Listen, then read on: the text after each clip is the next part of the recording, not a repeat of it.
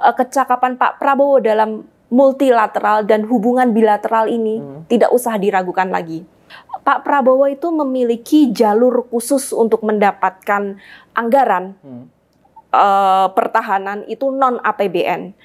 Yang mengancam pertahanan dan keamanan negara itu boleh dirahasiakan. Pertahanan dan keamanan negara itu sudah dilindungi undang-undang, yaitu Undang-Undang Nomor 14 tahun 2008, hurufnya pasal 17C. Proyeksi geopolitik kita adalah pembangunan dan pertahanan di IKN. Ibu kota negara itu sebagai penutup dari proyeksi geopolitik kita.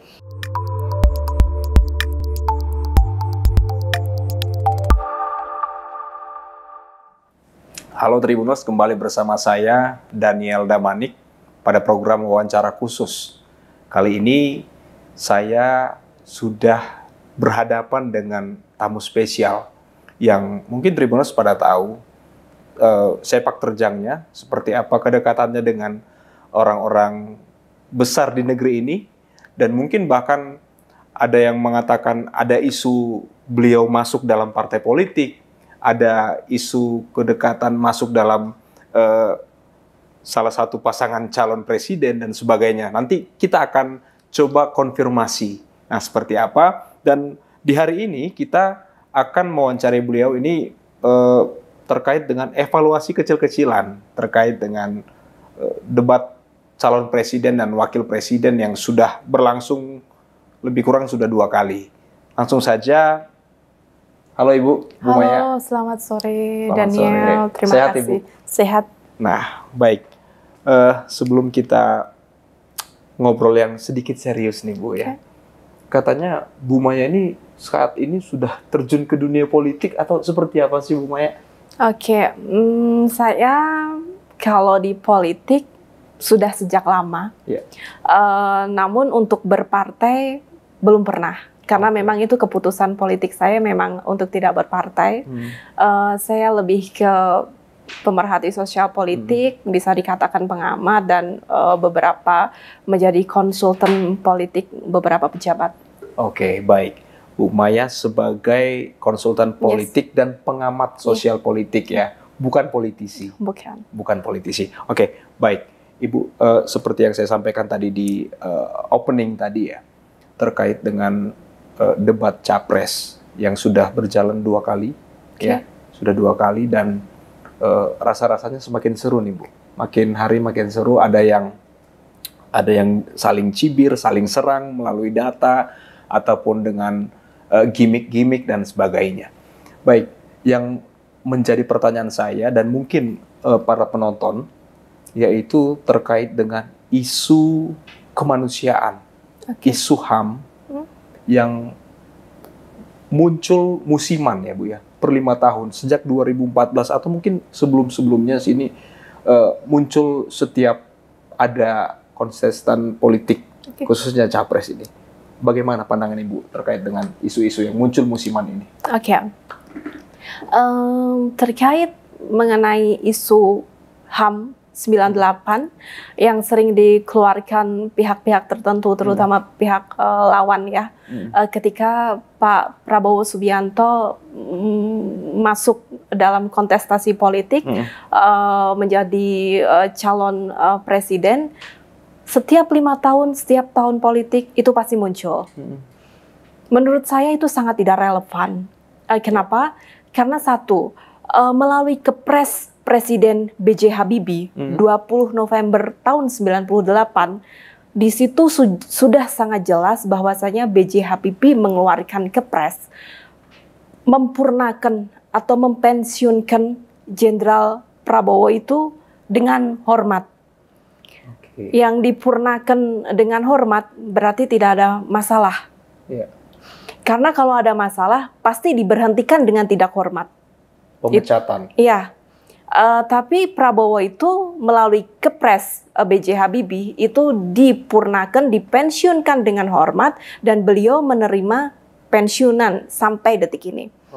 Oke, itu pertama. Dan kedua, putri seorang proklamator RI Soekarno, yaitu Megawati Soekarno Putri, itu dalam sejarah pernah menjadikan Pak Prabowo Subianto sebagai wapresnya. Ya. Pasti semuanya ingat akan sejarah ini. Bagaimana seorang Megawati yang alpha female di Indonesia, wanita berpengaruh di Indonesia, memiliki track record yang benar-benar besar pengaruhnya di Indonesia. Saya pikir sudah melalui pemikiran yang panjang untuk memilih Prabowo Subianto menjadi wapresnya. Bukan keputusan yang main-main atau keputusan yang singkat. Kalau Prabowo Subianto memang melanggar HAM, otomatis Megawati Soekarno Putri tidak akan memilih beliau menjadi wapresnya. Otomatis apakah rakyat ataupun pendukungnya Ibu Megawati meragukan kemampuan kualitas Ibu Megawati dalam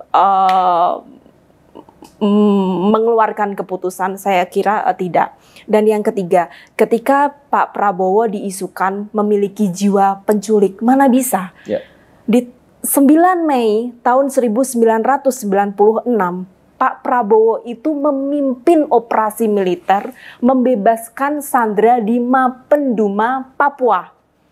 Ini dalam sejarah sangat tercatat sekali, di mana sejarah mencatat Pak Prabowo Subianto kebanyakan prestasinya adalah membebaskan sandera, dipimpin langsung oleh beliau. Kecakapan beliau memimpin operasi militer untuk membebaskan sandera sangat berbanding terbalik dengan tuduhan beliau yang rakyat ataupun yang sudah terpengaruh mengatakan bahwa Pak Prabowo memiliki jiwa penculik. Padahal dalam sejarah kenyataannya Pak Prabowo banyak membebaskan sandera pada operasi-operasi militer penting. Itu perlu dicatat dalam sejarah.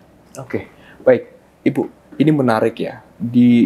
Ini kalau terhitung sampai 2024, artinya sudah periode ketiga isu ini muncul. Ya. Artinya sudah 15 tahun berjalan.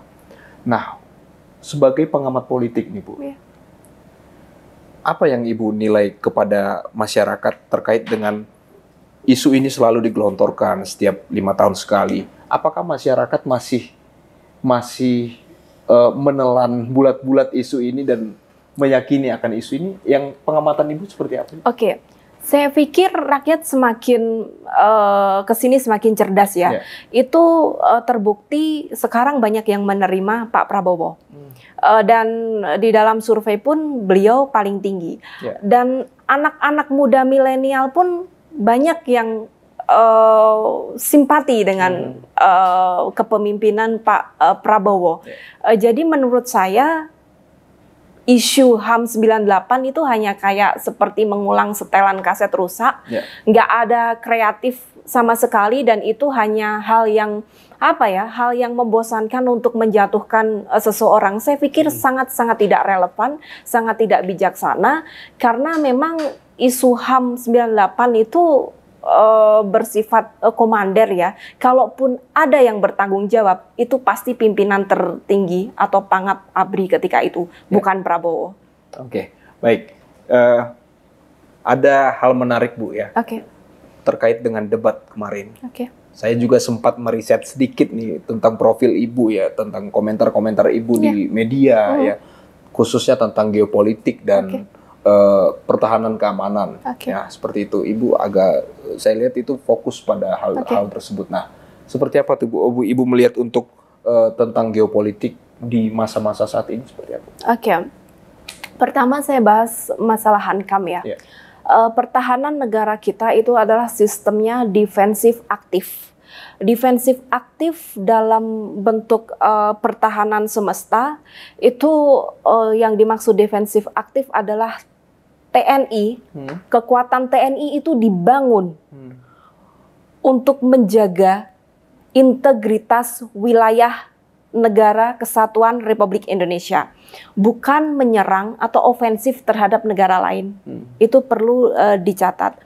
Dan Hankam kita ini walaupun bersifat defensif, tapi TNI kita diwajibkan untuk aktif dalam antisipasi perkembangan lingkungan strategis. Jadi TNI kita ini aktif dalam gelar operasi militer dan kerjasama militer baik di tataran regional maupun internasional sesuai dengan hukum nasional dan hukum internasional untuk menghadapi dan mengantisipasi ancaman-ancaman baik di dalam negeri ataupun di luar negeri. Itu hankam kita, pertahanan keamanan kita, dan postur pembangunan dari hankam kita adalah kita harus menonjolkan yang namanya alutsista, karena itu memiliki dampak penangkal tinggi dan minimum essential force, yaitu minimum kemampuan pertahanan yang harus dimiliki oleh sebuah negara itu tidak boleh turun. Itu harus berkembang terus. Jadi dari alutsista semuanya industri pertahanan itu harus semakin dikembangkan, dan Pak Prabowo sudah mengarah pada arah ke sana. Banyak yang tidak tahu bahwasanya kecakapan Pak Prabowo dalam multilateral dan hubungan bilateral ini tidak usah diragukan lagi. Ketika mungkin kandidat lain masih menjadi mahasiswa, beliau sepak terjangnya di internasional sudah tidak diragukan lagi. Baik sebagai jenderal, baik sebagai negarawan, di internasional beliau sudah banyak sekali prestasinya. Jadi menurut saya Pak Prabowo ini kita lihat beliau paling cerdas dalam memiliki hubungan delegasi luar negeri. Kecakapannya dalam delegasi luar negeri tidak diragukan lagi. Kenapa saya bilang seperti itu? Bahwasanya data kita berbicara Pak Prabowo itu memiliki jalur khusus untuk mendapatkan anggaran pertahanan itu non APBN. Itu ya dari Eropa, delegasi ke China, delegasi ke Rusia, dan semua didukung oleh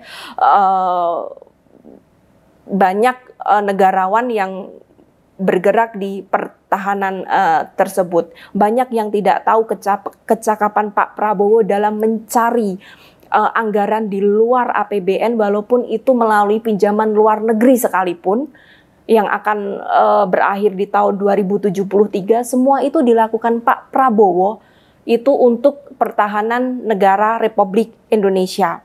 Jadi menurut saya beliau itu sangat paham sekali dalam pertahanan negara, bahkan etik di dalam data negara pun ini harus dicatat. Di dalam debat kemarin Pak Prabowo banyak dijatuhkan dalam masalah etik, tapi di Undang-Undang Nomor 14 Tahun 2008 di penyiaran dan di pasal 17C itu ada sudah tertulis bahwasanya kecuali yang mengancam pertahanan dan keamanan negara itu boleh dirahasiakan. Memang tidak semua data pertahanan dirahasiakan, tapi banyak item-item yang memang harus dirahasiakan. Karena apa? Untuk supaya negara lain tidak bisa mempelajari strategi kita, strategi pertahanan kita, strategi keamanan kita. Bahkan untuk sistem alutsista pun agar tidak dipelajari oleh negara luar. Ini sangat penting karena ini menyangkut kerahasiaan negara dan itu tidak diketahui oleh orang sipil mungkin dan orang-orang yang menjatuhkan Pak Prabowo dalam kode etik data pertahanan ini. Padahal yang dilakukan Pak Prabowo itu sudah benar. Menjaga data pertahanan dan keamanan negara itu sudah dilindungi undang-undang, yaitu Undang-Undang Nomor 14 Tahun 2008, hurufnya pasal 17C. Itu sudah sangat jelas. Bagi akademisi dan negarawan harusnya paham ini. Mungkin yang sipil ataupun orang awam mungkin tidak paham, tapi bagi militer dan negarawan sekelas Prabowo itu sangat paham bagaimana etik dalam pertahanan, keamanan, dan internasional itu sangat paham sekali. Jadi Pak Prabowo ini memang memegang sekali apa yang namanya politik luar negeri bebas aktif ya, relevan dengan sistem atau doktrin pertahanan kita yaitu defensif aktif. Jadi TNI kita bebas bekerja sama dengan luar negeri tanpa memihak blok tertentu, tapi tetap mengutamakan kepentingan nasional. Ini yang perlu dicatat, sangat penting sekali buat masyarakat untuk paham bagaimana doktrin pertahanan negara Republik Indonesia. Oke, Saya sebenarnya tadi Ibu sudah menyinggung tentang etik ya, Bu. Iya.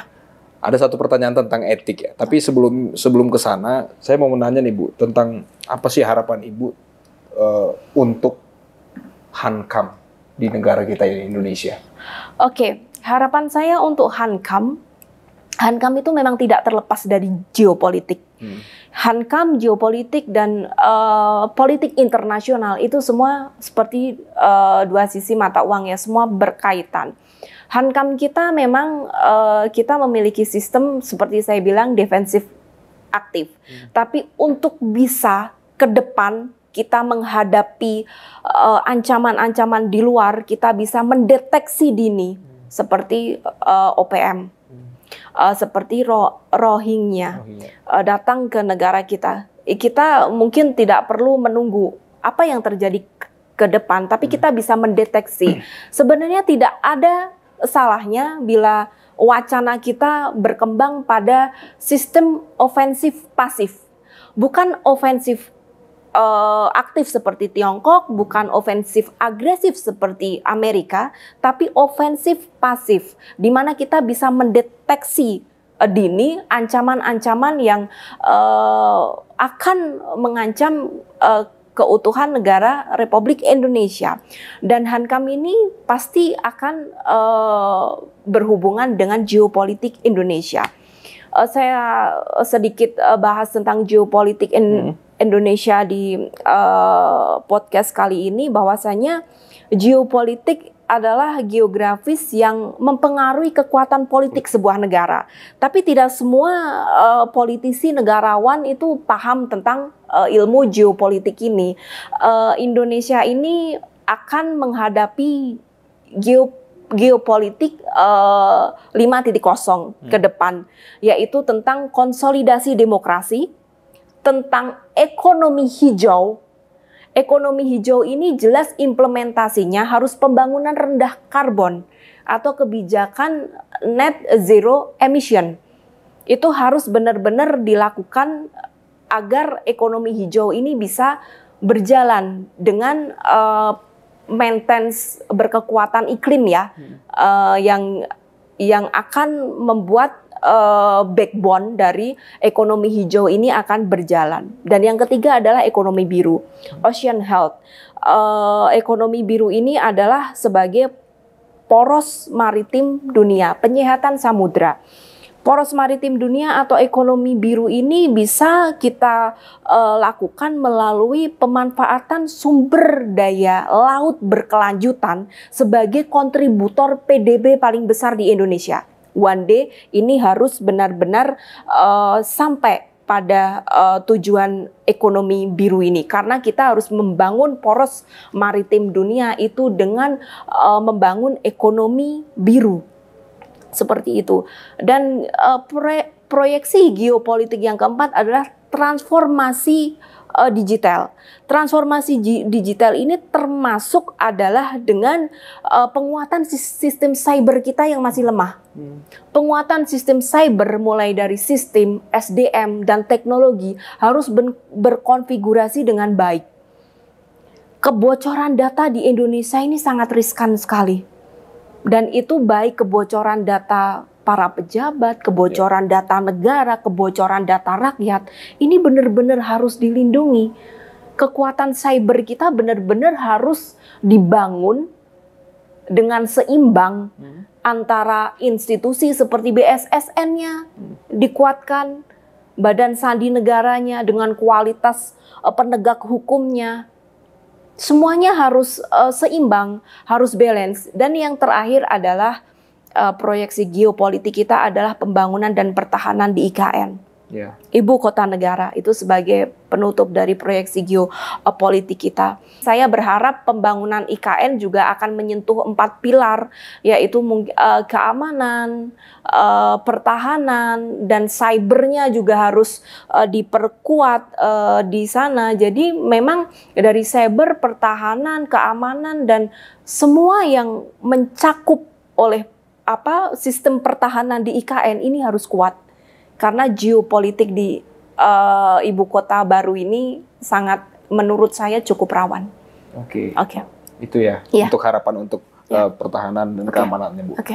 Nah, seperti yang saya sampaikan tadi terkait dengan etik, Yes. ya, saya penasaran nih, Bu, sebagai seorang pengamat politik dan sosial, seperti apa Ibu memandang terkait dengan kualitas etik dan visi dari masing-masing pasangan calon ini? Oke.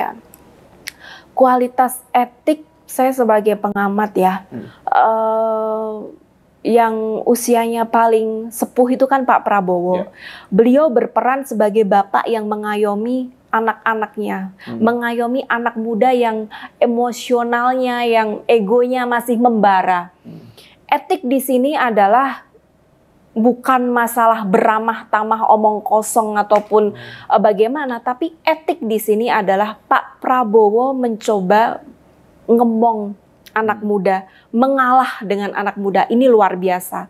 Padahal kedua capres yang lain, mungkin ketika kedua capres yang lain ini masih berkuliah, Pak Prabowo sudah jadi jenderal, sudah jadi negarawan, lebih tua usianya, lebih sepuh usianya, tapi beliau sangat sabar dengan gestur, dengan pertanyaan, dengan verbalisasi yang terkesan menjatuhkan, yang terkesan menekan ke Pak Prabowo, terutama masalah data. Tapi Pak Prabowo tidak pernah membalas. Ini yang masyarakat perlu tahu, etik dan moralitas, value moralitas dari Pak Prabowo yang tidak pernah membalas ketika dijatuhkan. Pak Prabowo bisa saja membalas dengan isu-isu yang dimiliki oleh lawannya.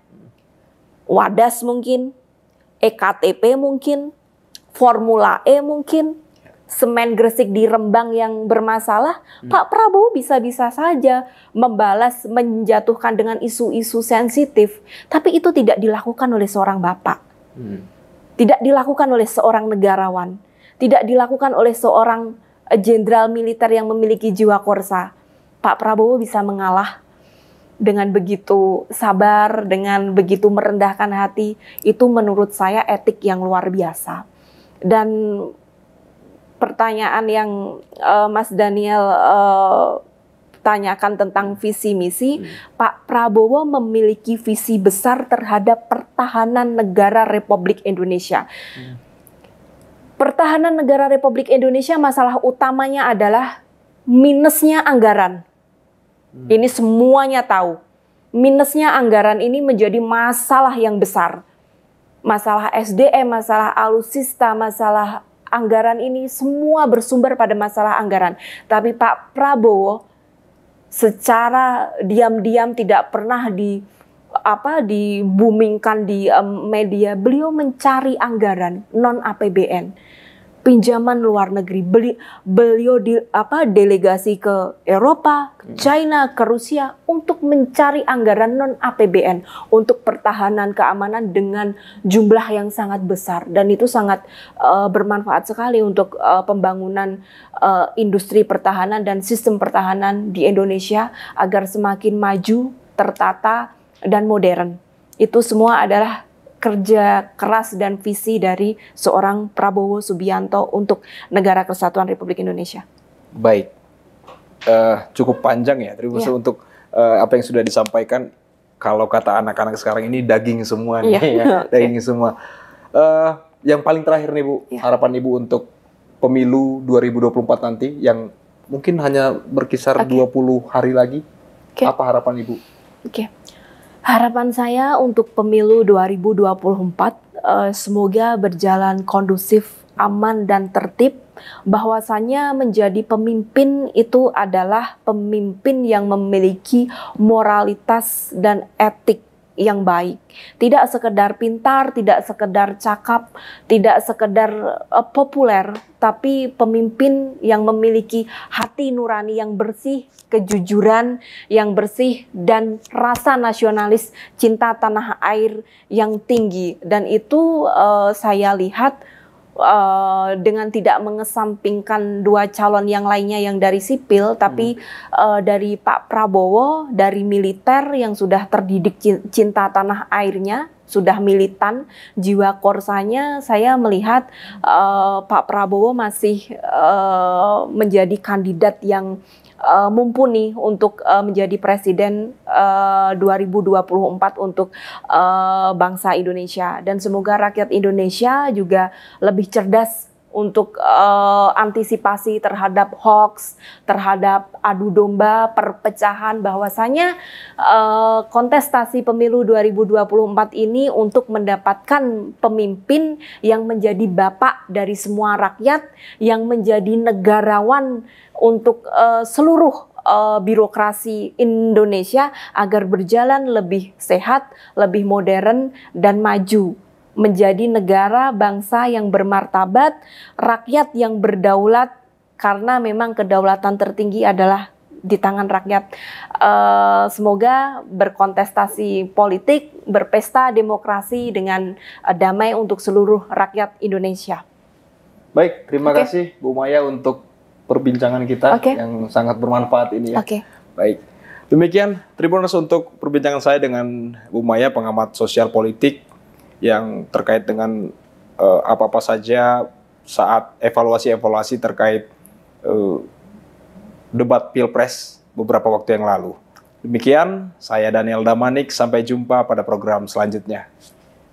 Download Tribun X sekarang, menghadirkan lokal menjadi Indonesia.